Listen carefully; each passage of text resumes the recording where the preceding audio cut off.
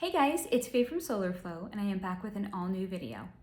Today's topic is a deep dive behind the veil energy read on the so-called Gilgo Beach, Long Island serial killer.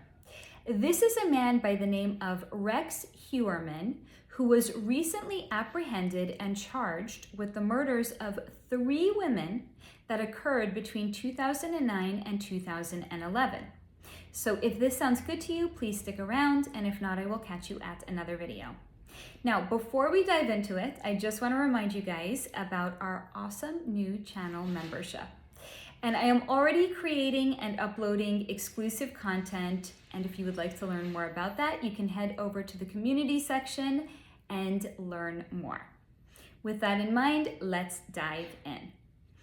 So, you guys may have noticed by now that I'm typically late to the party, one could say, because there are very notable cases that are going on in the world around us, and you guys are usually bringing them to me, and you're like, can you look into this? And I'm like, sure, at the next AMA, right?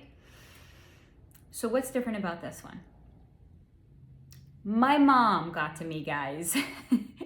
Here's the thing. I don't ever watch TV. I don't watch the news. I don't read newspapers. The world kind of goes around me, and I have no idea what's going on in it. But last night I was talking to my mom, and she asked me, what do you think of this Gilgo Beach serial killer? And I was like, I have no idea who that is. And she said, yeah, they finally apprehended this guy. He was killing women, and they just weren't able to catch him, and he was just recently arrested in Long Island. And I was like, wait, this sounds like familiar. I actually think one of my subs asked me to look into this guy. So then I was like, okay, but I don't want to do research on him because I never do research. She's like, okay, well, don't do research on him, but I want to know what you think of him. She's like, but I also don't think you're going to look into him. And I was like, okay, why? She's like, if you saw a picture of him, you're going to say you don't want to look into him. And I was like, okay, now I have to actually Google this man. I have to see what about his appearance made my mother think I wasn't going to look into him. So of course I went to Google and I saw a picture of him, and it's not, I want to make this abundantly clear. It's not about the way his appearance is. It's about the way I felt his energy when looking at a picture of him. His energy felt gross. Now, this is not to say that he's a gross man. His energy, however, is gross. And I'm going to liken it to, you know, if you step on gum and then you're walking, you kind of feel like you're stuck to something. And then you're going to have to stop, and you're going to have to pick up your leg. You're going to have to look at your shoe, and then you're going to be like, oh, fuck, there's gross chewed up gum on the bottom of my shoe and it's sticking to me. That's the way his energy felt. It felt sticky. It's not an indication of him. It's an indication of his energy. Because why? That's what I do here. If you're new here, hi, I'm an energy reader. I was simply reading his energy, and it felt sticky. Like he was still stuck to something that was gross and icky.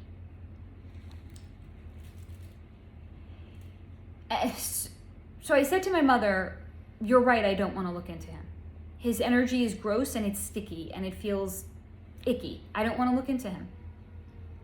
But have we not all been, maybe as a passenger, maybe as a driver, driving on the highway or driving down the road, and there's an accident on the side of the road?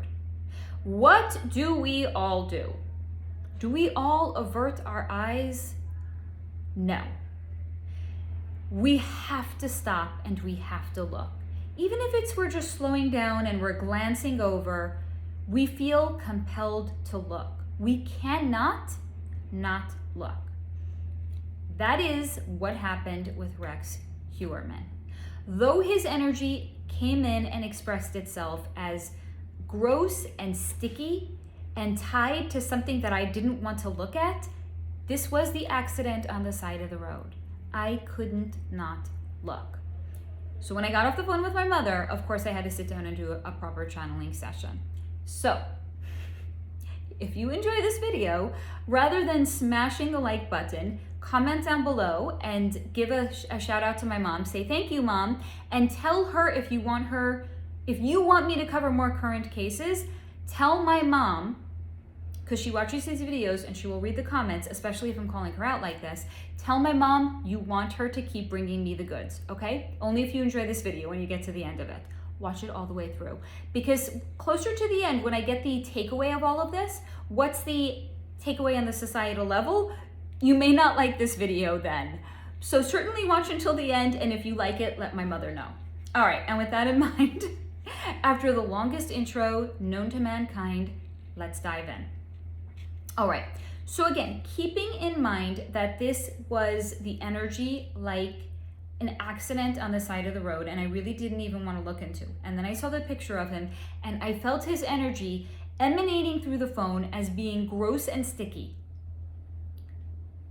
As soon as I sat down to do a full channeling on him, what was so interesting was I was actually taken away from him and I was diverted over to his house. Because my mom had actually told me, she's like, okay, if you're looking at a picture of him, you have to look at a picture of his house as well. And I was like, okay, why? Why is that notable? Why is his house notable? She's like, because he works as an architect and his house was dilapidated. So look at a picture of him. Then look at a picture of his house. And sure enough, the house was dilapidated. Now, what's notable about that, aside from the fact that on a very strictly 3D level, yes, this is a man that is an architect. So he could surely fix up the house if he wanted to and live in it.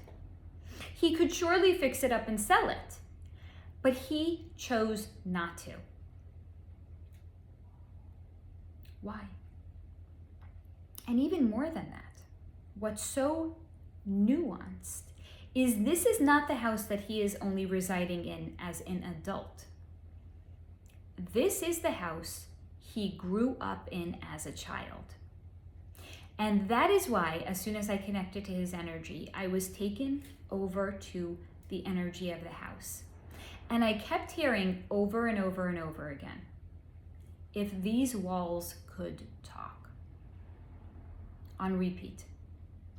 The house wanted to communicate with me. Now, as an energy reader, I can read the energy not only of people, but I can read the environmental energy of a space as well. And sometimes I will, if it's coming through very, very notable, as it did in this case. So I deferred from looking into Rex, at least momentarily. And I said, okay, this house clearly wants to tell me something, because I'm hearing on repeat, if these walls could talk. That's another way of saying these walls have something to share. So I asked the walls, what did they want to share with me? And I got the perspective of what it felt to be one of the walls, which is going to sound weird, and I'm going to explain it to you. So imagine, if you will, I'm not a sentient being, that I can walk around the house. Imagine, if you will, I am a picture that is affixed to the wall. Can pictures get up and walk around? No. Can the walls get up and walk around? No. So because I was connecting to the environment of the house itself, I was getting the perspective of what it was like to be one of the actual walls, and what they were witnessing and what were they experiencing that had happened notable in this house.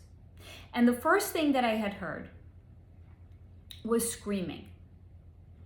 But this was not screaming of Rex as an adult man today. This was the screams, echoes, if you will, is a better way of putting it, echoes through time. These were the screams of him as a child. And that this was going on for years. And that the environment being affixed to the wall, as if I was a painting on the wall, was this sadness, this deep, deep, tremendous, it almost felt like the walls were crying. There was so much sadness in that house. And it was an ambient environment of a lot of grief and a lot of fear that was experienced. So imagine, if you will, you go into somebody's house and they used to smoke. They used to be a smoker. They stopped smoking. But they haven't scrubbed the walls down, they haven't gotten new furniture, and they haven't gotten new clothing. So even though they are no longer currently a smoker, there is the remains of evidence that they used to smoke. You'll walk in, if there's carpet, if there is a rug, you will smell the smoke on it. You will sit down on the sofa, you will smell the absorption of the fabric taking on the smoke. You will smell it. And even if they have air fresheners in the house, the air fresheners are covering up the evidence of what was. The walls were still retaining the evidence of what was. So even though this is the house of a now adult male, it's still the house that he had grown up in, and there is still the evidence retained in the walls of what had been endured there, what those walls had witnessed. And that was years of Rex screaming, clinging to the walls the way smoke clings to furniture. Then I asked, what else can the walls show me? And I was shown Rex as a child. I would say this was going on for years. So I would say at least starting when he was 4 years old, he was being dragged through the halls by his mother. Dragged. But she wasn't holding on to his arm. She was holding on to his ear.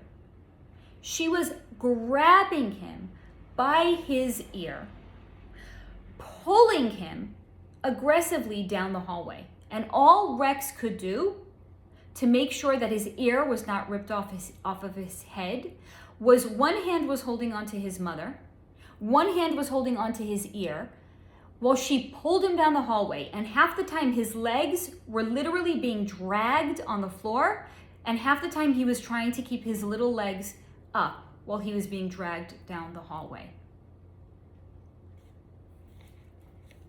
And this went on for years. Screaming in the hallway as he was dragged through it, while his mother held onto his ear and dragged him through the house. If these walls could talk,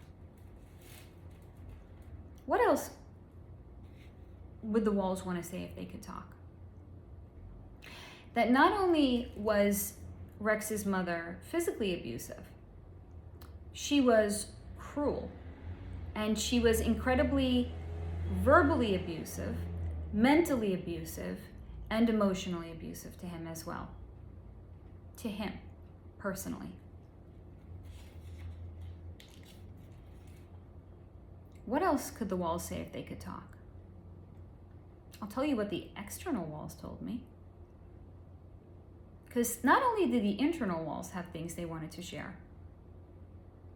the external walls had things they wanted to share too. And I was shown little Rex locked out of his house. Again, he wasn't too young, starting maybe around 4 or 5 years old. Locked out of his house. But it wasn't because of anything he had done to merit being locked out of the house. It wasn't because he was a bad, naughty boy and he had done something. He was locked out of the house because of what was going on inside of it. Not with him, with his mother. And I was shown that she was entertaining neighborhood men in the house. So while she was entertaining these men, she was locking Rex out of the house. And then what was shown to me is that upon the completion of the entertainment, one could say, as the men were leaving the house, they couldn't make eye contact with Rex. So they were putting themselves together again.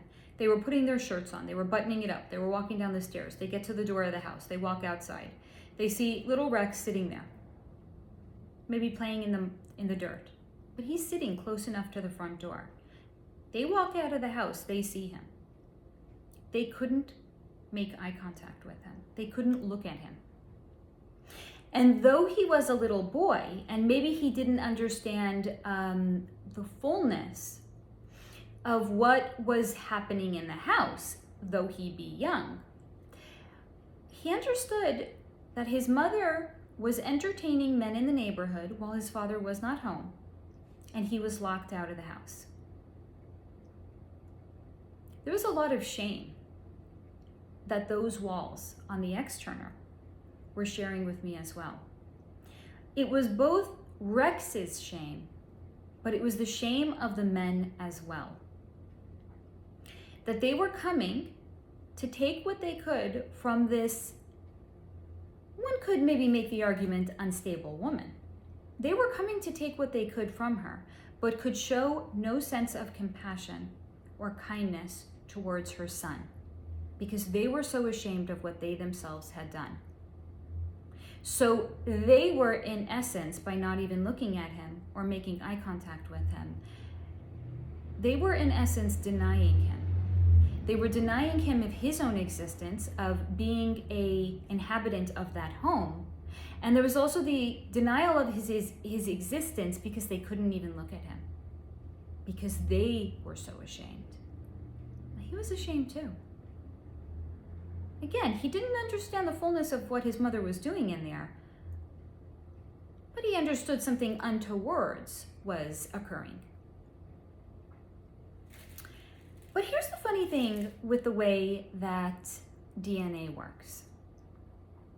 When we are tied to somebody, we can still desire their love and kindness and their support, even if they are completely horrible towards us. And this was the case with little Rex, because though his mother was a overbearing,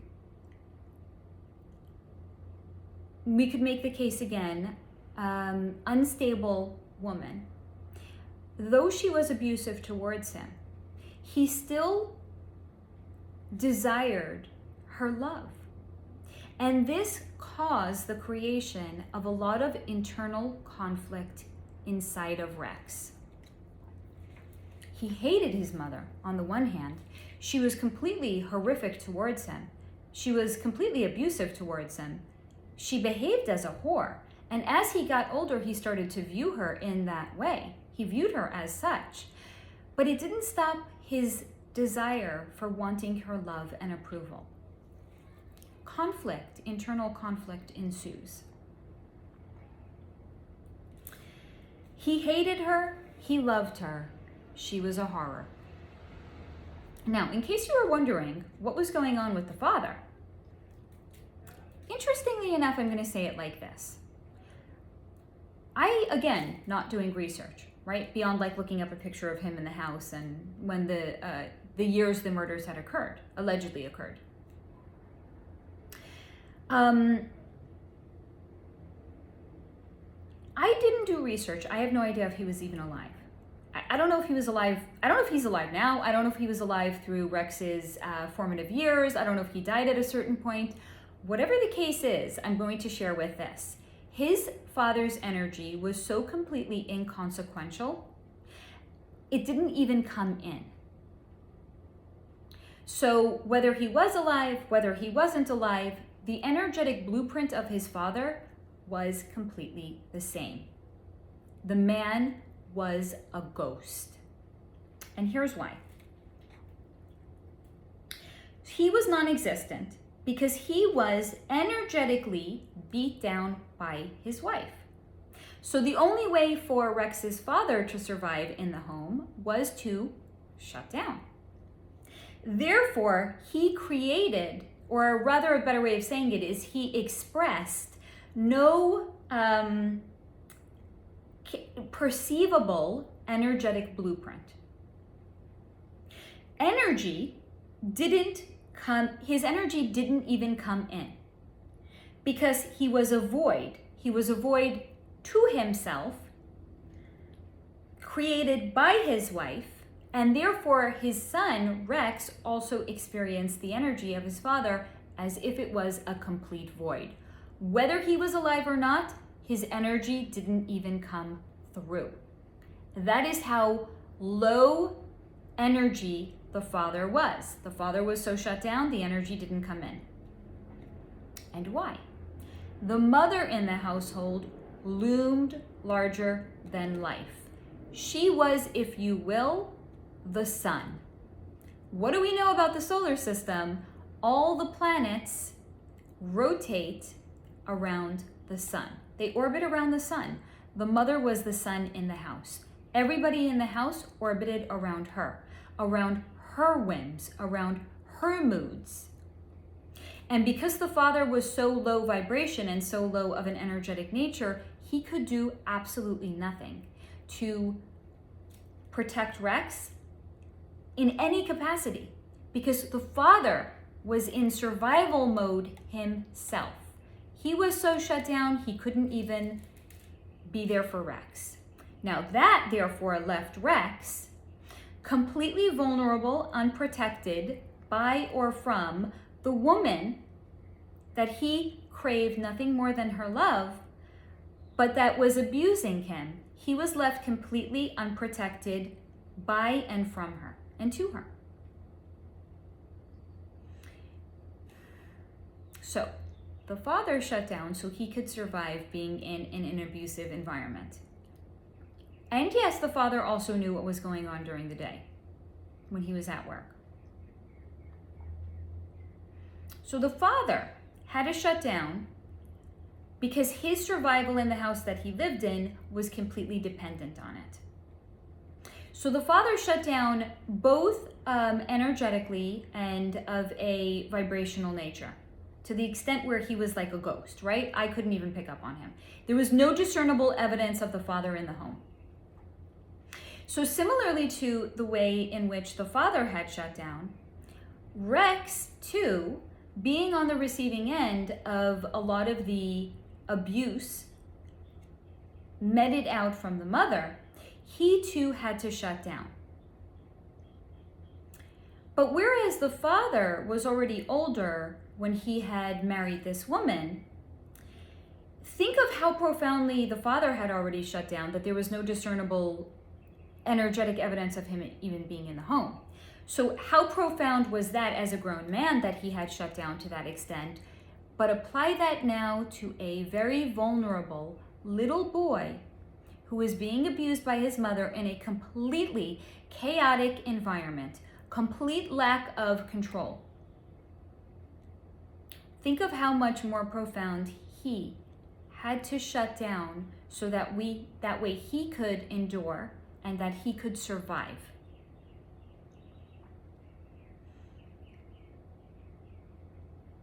So whereas the father became an energetic ghost, Rex, as a coping mechanism, he became an internal ghost. The perfect example of the expression, the lights are on, but no one is home. So you are going to your friend's house to visit them, you are standing outside the house, you are knocking on the door, all the window shades are up, all the lights are on inside, you're even walking around the complete periphery,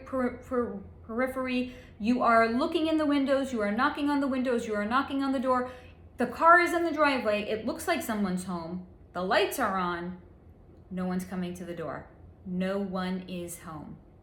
That is the way in which Rex developed so that he could survive the abuse that he was experiencing in his home by the hands of his mother, while simultaneously loving and hating her for it. And then the additional conflict that he would experience in still seeking the love of this woman while simultaneously hating her. The only way for him to survive was to become an internal shadow to even him himself. And this then is going to explain why when I had shifted my attention away from the house to he himself to try to pick up on his energy, this is the way his energy was shown to me. Smoke. A little bit of smoke. And I to see where the smoke is coming from, right? I think, oh my God, I don't know, maybe there's a fire. I want to go see this, I'm going to follow the smoke. Where's the smoke? There was no amount of walking around that would connect me to the origin point of the smoke. I'm going to make this maybe more tangible in the 3D. You're in your neighborhood, you're going for a walk, and you can smell a barbecue. So you're walking around. You want to know, oh, I wonder which of my neighbors is making a barbecue. So you're walking around, you're looking at all the houses on this block, on the next block, on that block, on this, you're going all around the neighborhood. You can smell the smoke. There is the physical evidence of a barbecue occurring. But no matter where you go, you can't actually find the house that it originates from. So take it from smelling the smoke to seeing the smoke. There was no amount of walking around that could reunite me or unite me with the origin point of this smoke. There was evidence of the smoke existing, but I couldn't actually track it down. Because again, Rex was the lights. Rex was the house with all the lights on, but no one is home. That is who Rex is. Rex is a shell of a person, a physical representation of a person. There's a body. He has a name. He has a profession. He breathes. He takes up space. But he is not there. He was so completely and fundamentally shut down as a way to survive his childhood that there's only the remnants, if you will, of smoke that exists of him. So while I tried to follow this strand of smoke, there was nothing there. There was nothing there because there is nothing inside of Rex. Except, energetically, I connected to his eyes. And they were looking back at me. They were blinking at me. And then, you know when you're watching someone's eyes and you can see the wheels turning?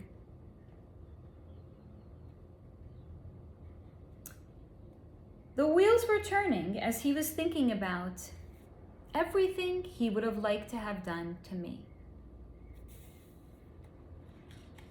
But not just me. He does this with every woman he met.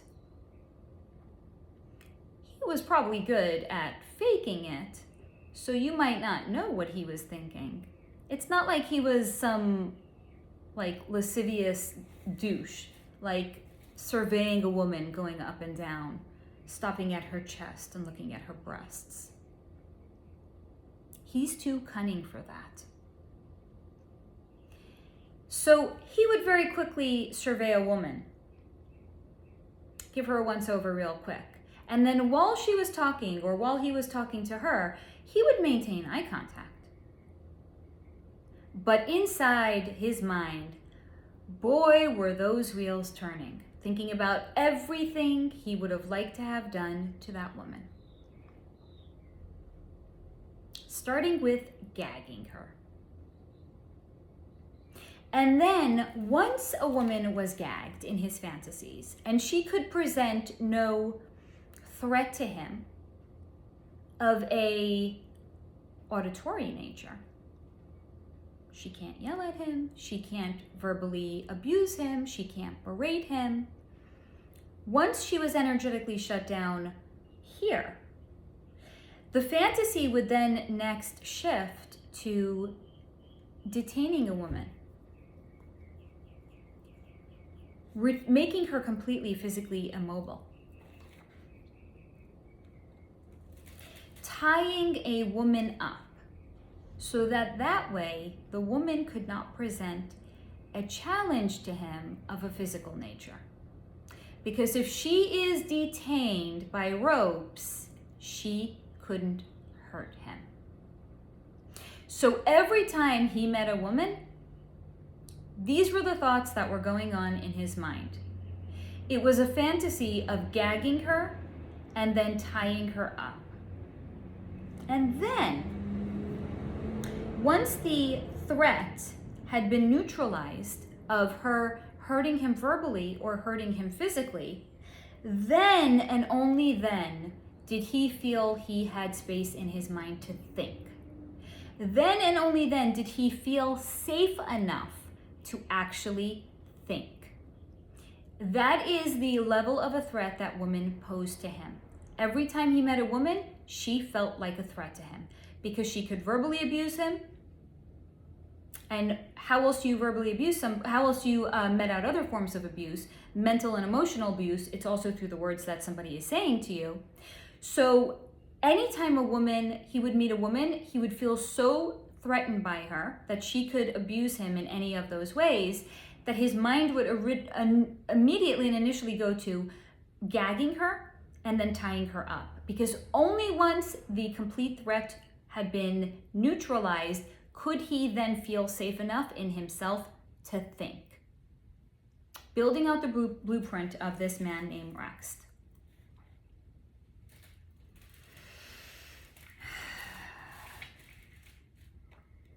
So these were nice fantasies for him to have for a while, right? It's the neutralization of a perceived threat.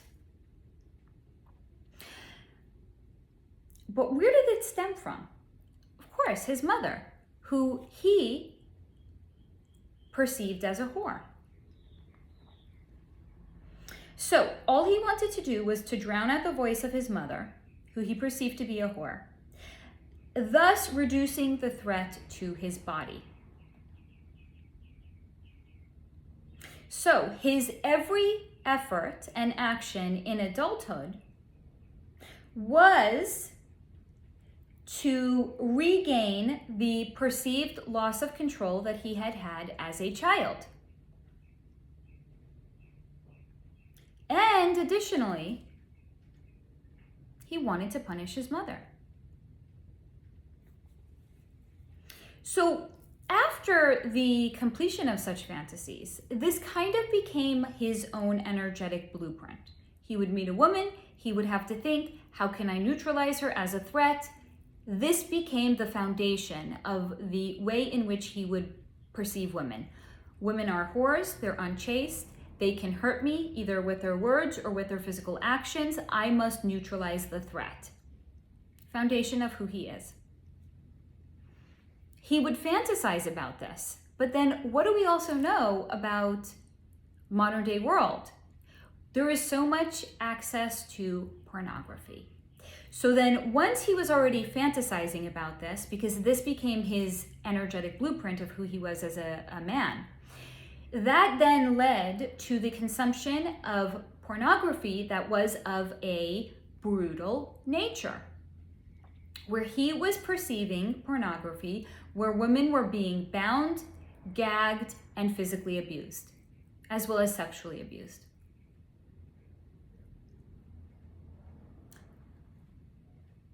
Thus reinforcing the limited view and scope of the way he already perceived women to be. Okay. He was obsessed with bondage pornography, absolutely obsessed with it. He got off on seeing women being physically detained and helpless because this made him feel powerful, whereas the origin point of his energetic blueprint was one in which he had felt powerless.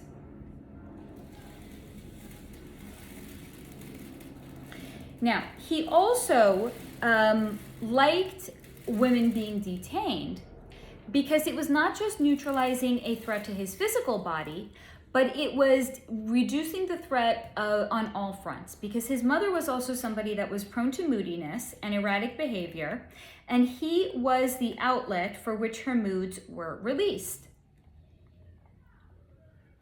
So, as I had said, she was physically violent towards him, and hence this came in his mind, the need to see women being physically detained.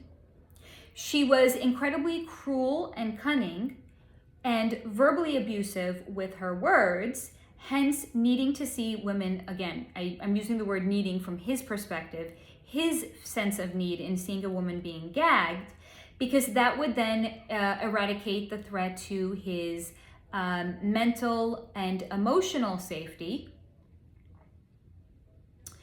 And because she was somebody that had behaved as a whore, that also in his mind was the origin point of the necessitation of his wanting to met out punishment onto other women that he perceived to be whore-like.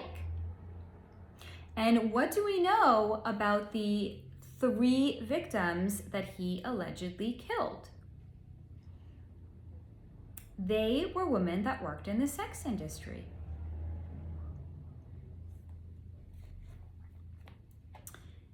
So, in essence, him allegedly killing these women was where they were a replacement for his mother and what he wanted to do to her. He was, in essence, killing his mother by proxy in killing these sex workers, allegedly. But here's the thing. First and foremost, it's not socially acceptable to kill your parents, even though some people do. It's not socially acceptable. Well, what do we know about Rex? Though his house be dilapidated, he did not present as someone who doesn't care about his appearance. Whether we like the way he presents himself or not, this was a man who took some level of grooming into account. He would get haircuts. He was a professional. He would wear maybe a suit and a tie, or at the very least, he would wear a button-down shirt, and he would wear dress pants to go into the office. He was a professional man. Whether or not we like the way that he presented, he in fact was. So this is someone that has a certain level of care and concern for the way that they are perceived by the external world. So clearly he couldn't kill his mother, very socially unacceptable, is not in alignment with the way that he wants to be perceived. Okay. So the end, he also still wanted, or he still desired, at least on a subconscious level, the acceptance by his mother. Though she was horrific towards him and though she abused him, he still desired the acceptance of her, the love of his mother. And if he would have killed his mother, well, then there would never be the promise or the option of her loving him at any point in the future. So his desire to replace her and to kill women in the sex industry ticked off a great number of boxes. It's a way of killing the unchaste mother, right? Because they were all sex workers. It was a way of retaining his standing in the community, at least in his perception, right? And it was a way of keeping the potential of his mother's love in the future. Now, what also has come out is that he allegedly had killed these women when his wife was away. Now, I don't know a great deal about. I think I had read that he was divorced prior. He married a second woman, and she was not American.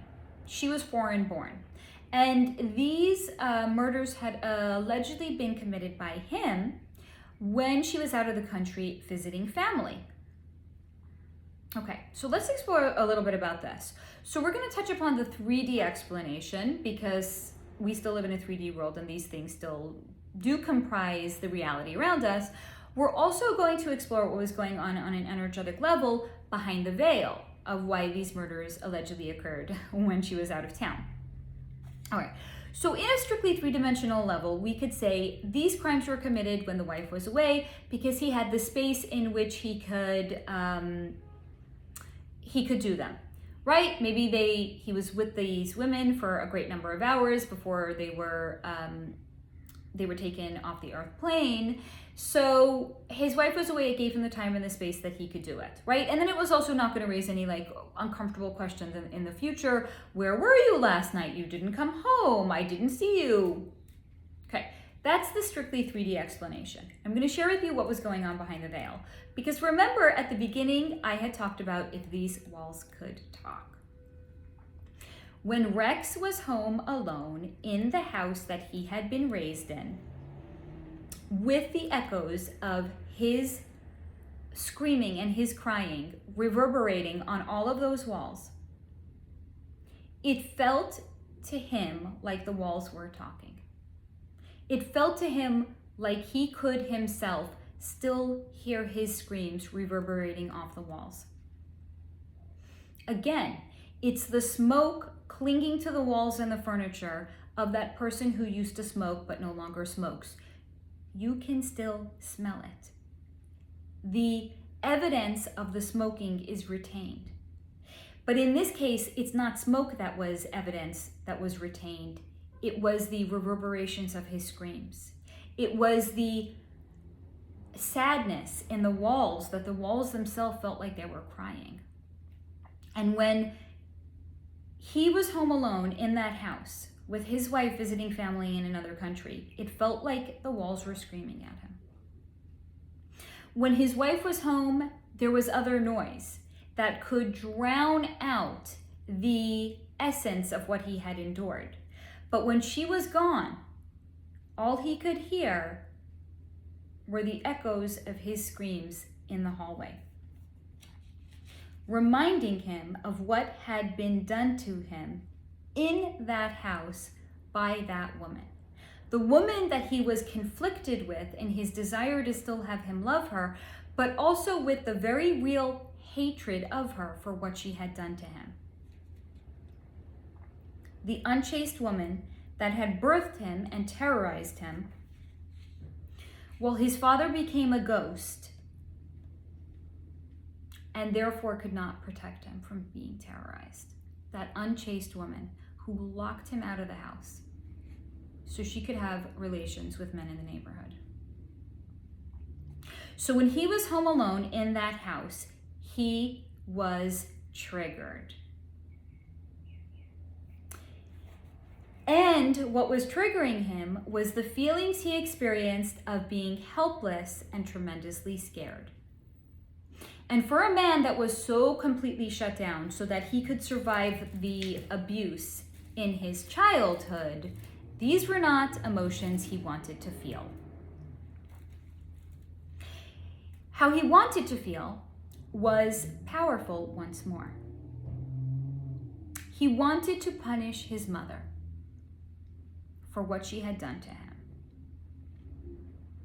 So the impetus behind the veil of him allegedly committing these crimes was that when he was home alone, it was the remembrance that he was so desperately trying to suppress through his consumption of very violent pornography. But that when he was home alone, there was no amount of the consumption of the violent pornography that could quell the remembrance of what had occurred inside that house. There was no noise to distract him. That was the impetus in his effort to wanting to regain control of the out of control way in which he felt, the helpless and scared way in which he felt.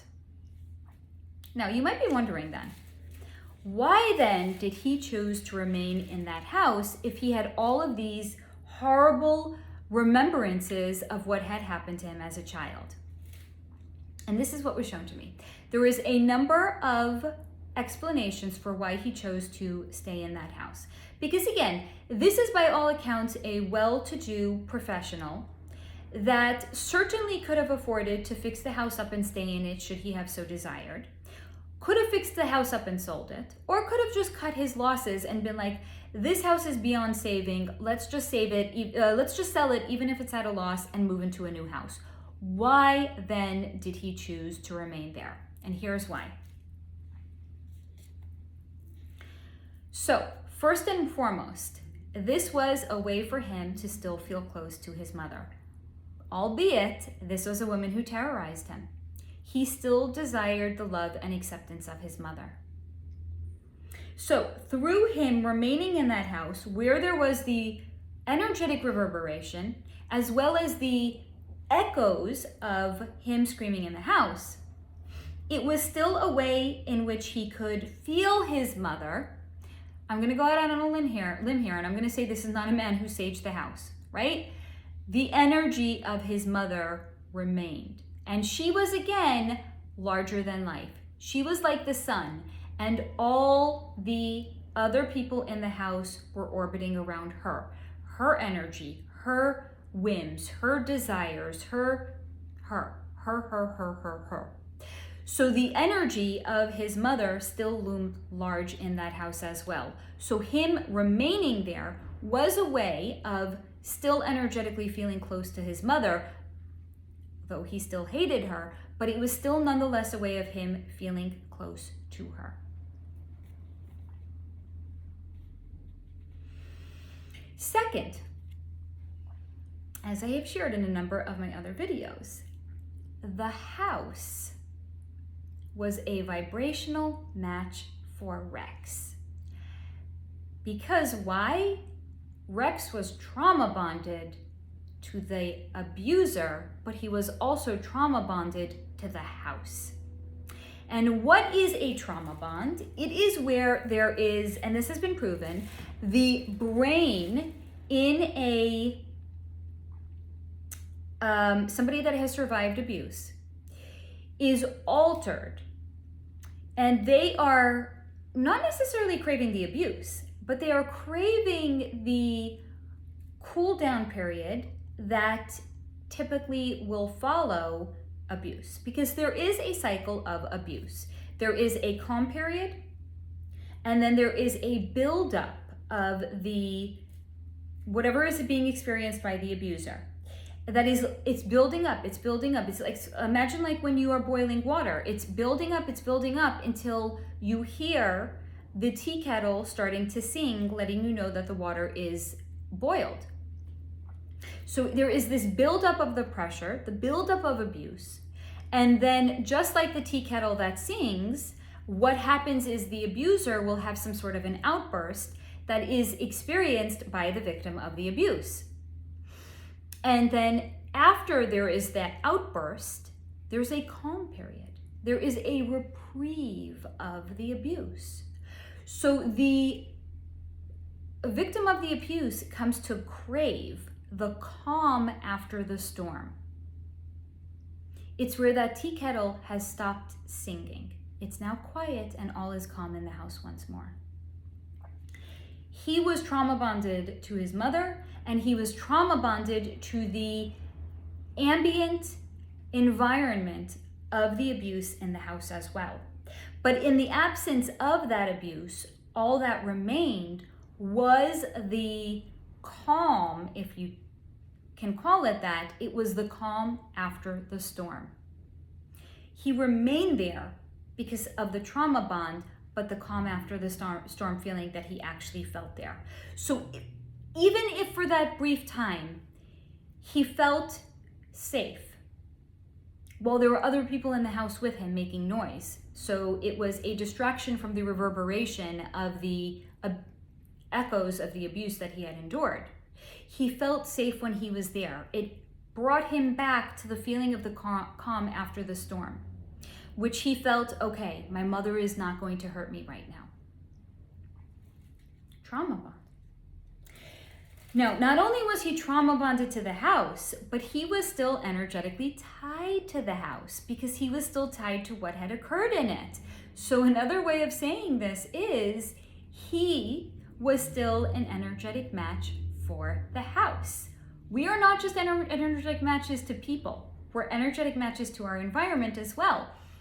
Which is why I always say, if you want to know what somebody, what kind of energetic match somebody, what kind of energetic frequency somebody is, look at the evidence in their external world, because that will tell you what are they an energetic match for. It is what are they energetically drawn to, and what are they energetically drawing into themselves as well. He was still an energetic match for that house, and that is why he remained there. So As the expression goes, better the devil you know than the devil you don't know. He knew who he was in that house. He didn't know who he was going to be in a different house. He didn't know what kind of version of himself it was going to call for. That's why he chose to remain in this house. He knew how he felt in this house. It was the perpetual feeling of the calm after the storm. I cannot get hurt right now. It feels safe for however fleeting the safety felt to him. Better I stay with the devil I know and the calm in which I feel in this house, where knowing I'm not going to get hurt by my mother, than to go to a different house and all of the unknowns of that. How will I feel in that house? Excuse me. He didn't know how he was going to feel, but he knew how he felt in that house. And these are the reasons he chose to remain there. He felt close to his mother, and he felt safe in the house because it was the calm after the storm kind of sensation, and he was an energetic match for the house. And here's another interesting and notable thing. The house also matched the way he perceived himself to be. Damaged. But what's another way of saying damaged? Dilapidated. I mean, they're probably not exact synonyms for one another, but on an energetic level, these were two complementary energies to him. The house was dilapidated because he himself was damaged. He perceived himself to still be damaged. And he also chose to remain and reside in that house because of the way he perceived himself to be. The house was sad. He too was sad. The house was long-standing, and despite all he had endured, he was long-standing too. So the house was a safety point for him.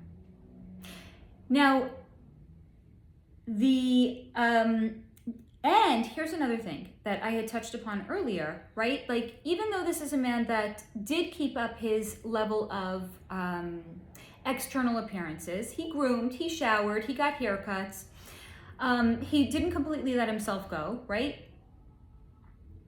He did keep a little bit of extra weight on him. He was a bit of a fuller figured man. And what have we come to explore in other previous videos as well is that when there is the evidence of extra weight on a person's body, we're not talking about 5 pounds. We're talking about the real physical manifestation of evidence on somebody's body. That is in an effort to keep themselves safe. They're trying to keep themselves safe from the external world. So Rex having a fuller figured body was also further evidence of the fact that he had endured periods in his life where he did not feel safe, and the weight that he retained was a way of keeping him feeling safe.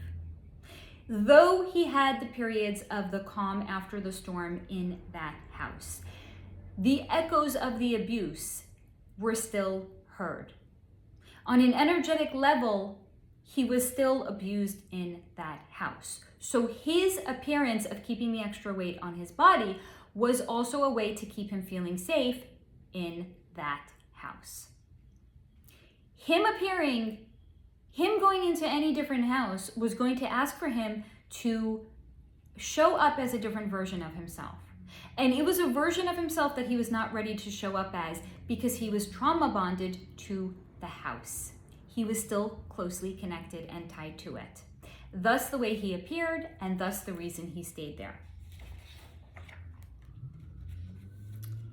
Now, as promised, there's going to be a takeaway for the bigger picture for all of society. And this is what I said, watch till the end, because if you get to it and you still like this video after, you can let my mom know you want her to keep me apprised of current events. Because this is what I came to understand. Any very super notable thing that is playing out on the world stage is happening for a reason. there is some sort of takeaway for us, the collective. And this is the takeaway that had come through on Rex.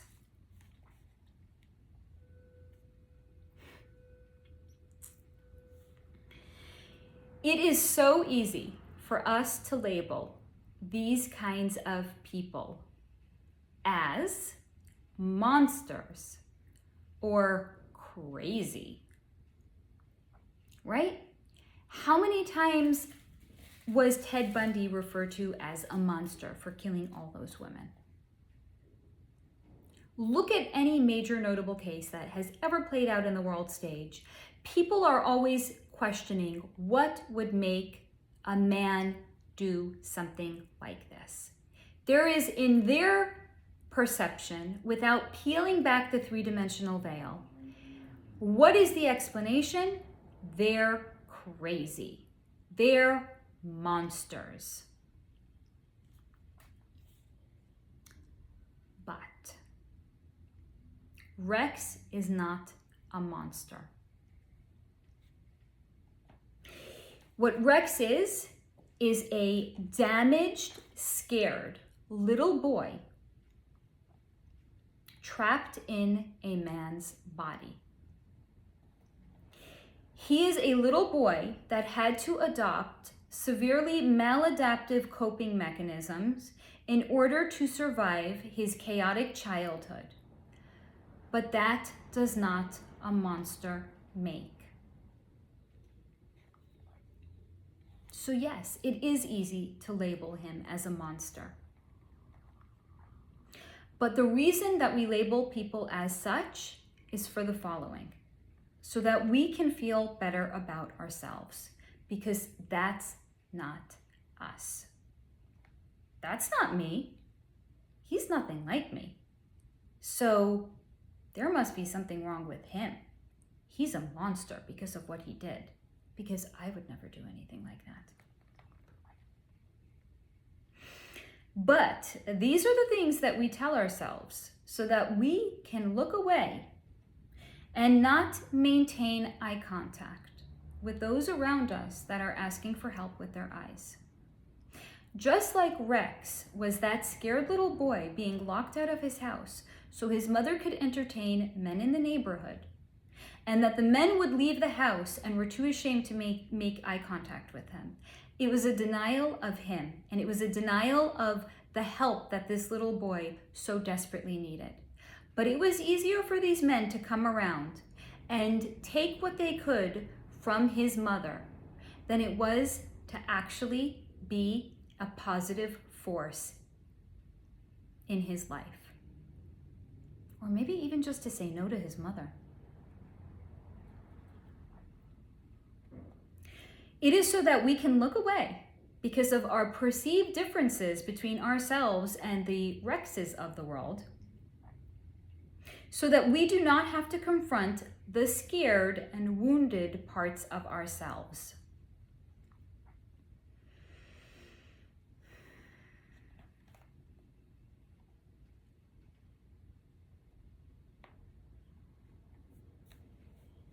And why?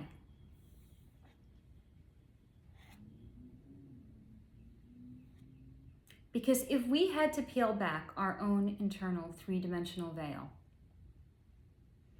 and explore our own hurts, our own damages, our own wounds, then we would come to see there is more about us that is similar to somebody like Rex than dissimilar. I know people that have been very abused as children. They didn't grow up to kill people. But does that mean Rex is so different than them because of it? The abuse that was endured in the formative years is the same. The expression of it is different. But once we peel back that three-dimensional veil, we actually will see how we are more similar to somebody than different than them. Free will reigns supreme. There's people that are going to take what they've endured and they will choose to act on it in a destructive way. And then there's people who don't. But just because somebody is exercising their free will, which is what we all have here on earth, to express it in a destructive way towards other people, does not a monster make. A very badly wounded and damaged soul, it does make. Not a monster.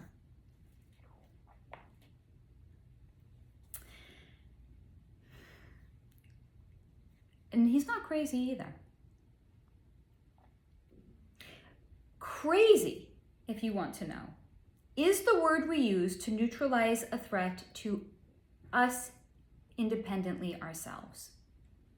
So, for example, you have a coworker you just can't get along with? They're crazy. They're the problem, not you. Great example. I know someone who was laid off from their job in publishing. And when this was discussed, everything that was said was, oh, your superior that fired you, they're just jealous of you. They're crazy. That's all it is. Crazy is the word we use to neutralize a threat to us ourselves and the way it makes us feel. It's not us, it's them. But monster is the word that's used to neutralize a threat that is so big that it threatens the entire collective. So we use the word monster to reduce them to something so otherworldly they aren't even human. They're a monster. Because we feel so threatened by the actions that they have committed, the only way that we can feel safe is to label them as something other than us.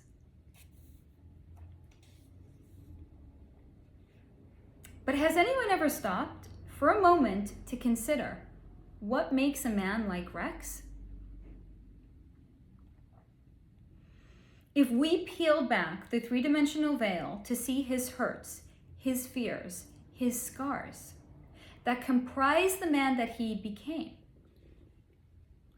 then maybe if we stopped to consider what makes a man like Rex, then perhaps we would have to do the same for ourselves and peel back our own three-dimensional veil as well, in which we would see our fears, our hurts, our internal scars.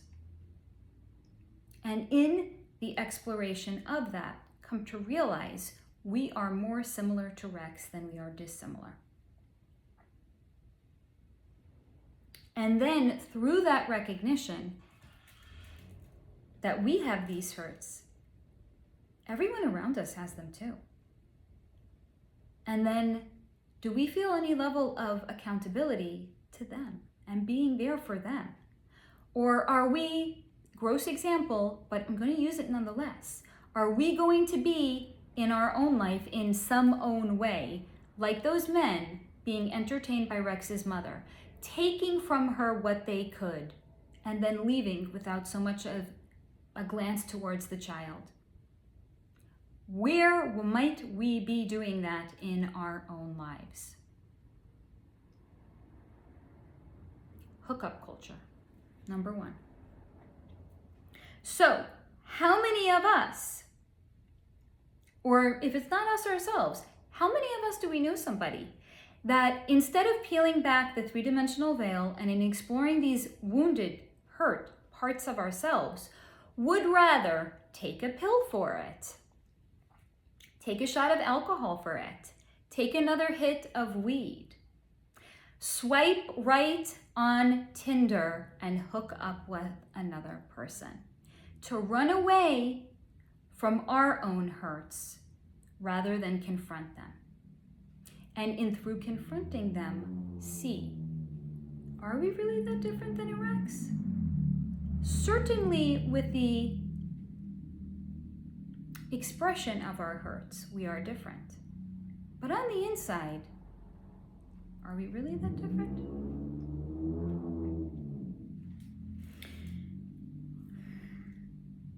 So, we would rather take a pill, take a hit, take a shot, use another body, rinse and repeat than to explore the things that hurt us. The things that make us more like Rex than not. Because there is comfort in labeling him and people like him a monster. Because at least we can sleep at night knowing that it's them that's the problem, but not us. So, I hope that you guys have found this video to be interesting, insightful, maybe thought-provoking. Take what resonates, leave the rest behind, and as always, until next time, stay in the high vibration.